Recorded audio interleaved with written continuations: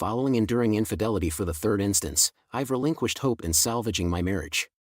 Throughout our 7-year union, my spouse engaged in a 6-month affair. Despite her refutation of its romantic nature, the abundance of exchanged "I love you" messages belies her denial. Moreover, her insistence on reciprocation and the evasiveness of her explanations compound my disillusionment.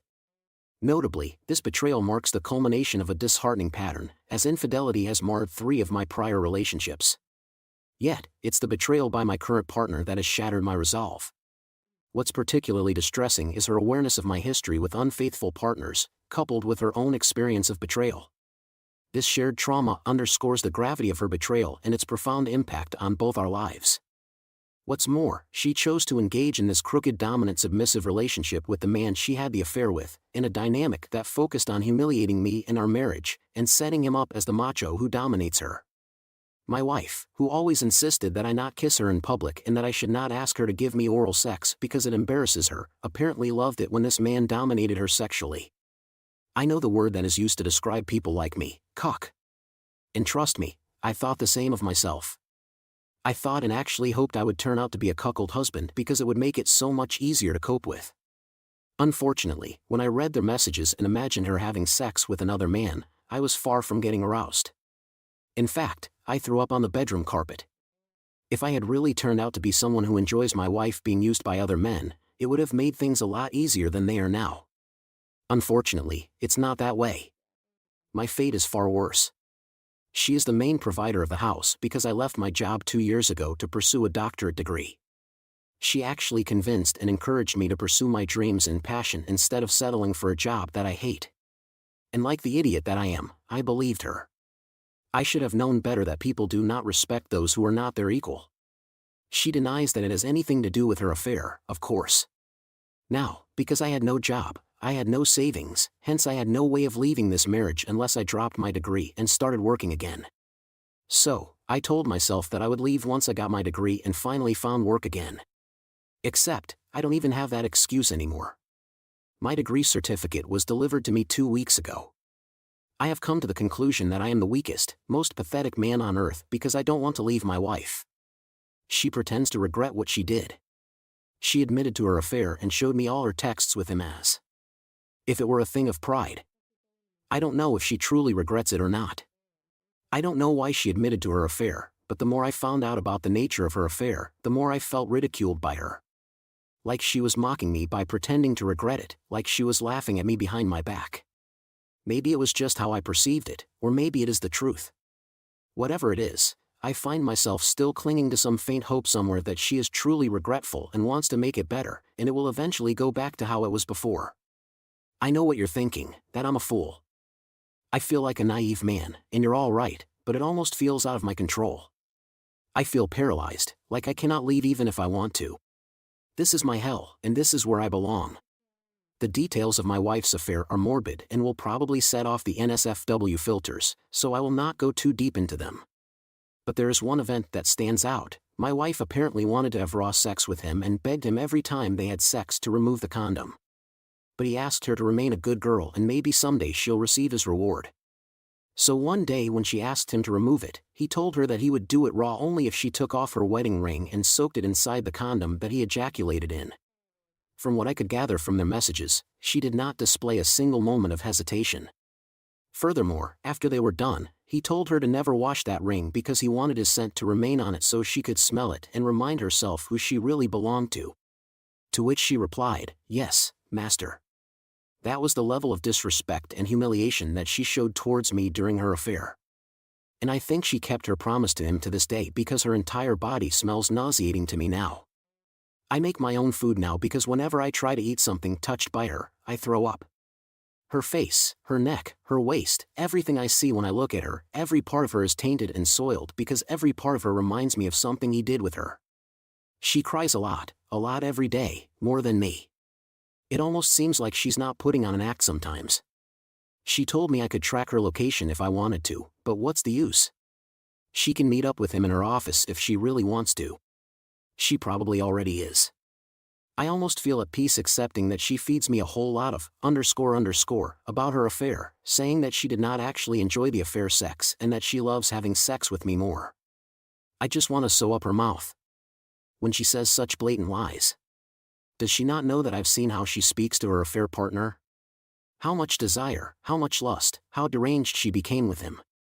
I never even got a shred of what she gave him, and I'm the one she enjoyed more. She thinks I'm a fool, but not anymore. I keep telling her that she should go and live her life with that man.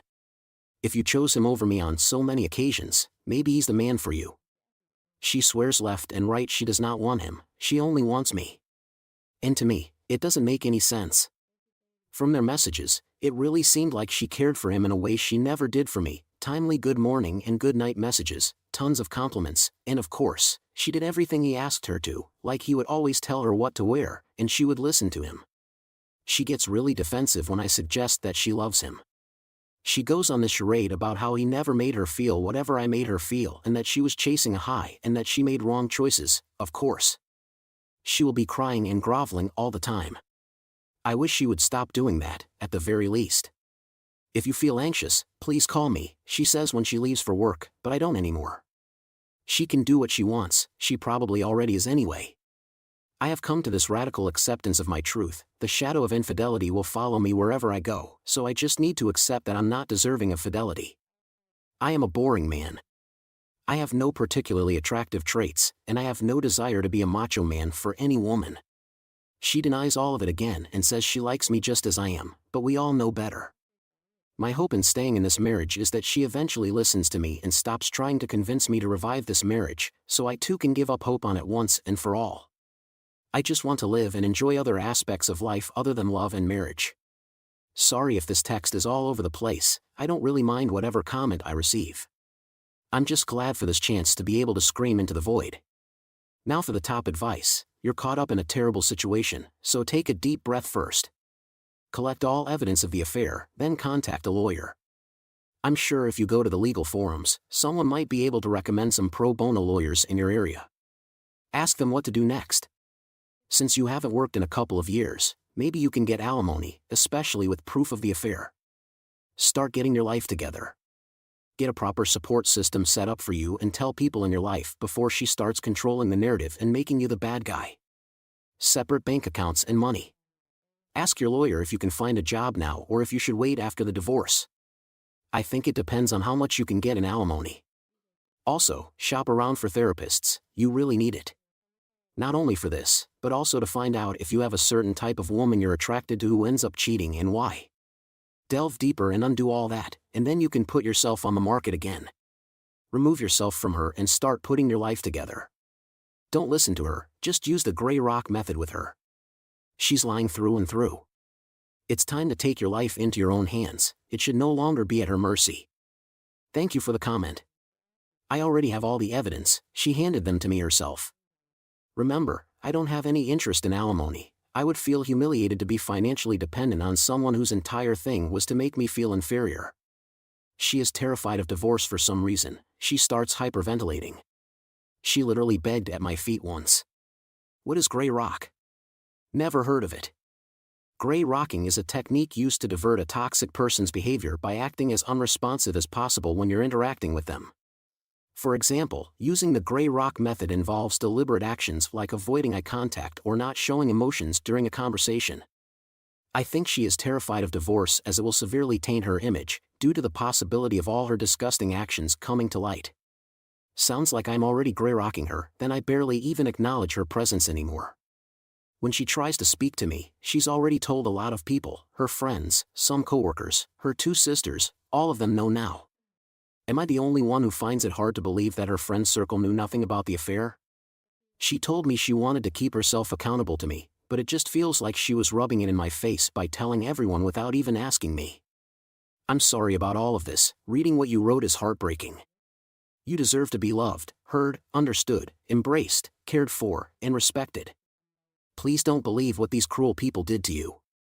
None of this has anything to do with you, unfortunately, you were only lucky enough to cross paths with people who abused your kindness.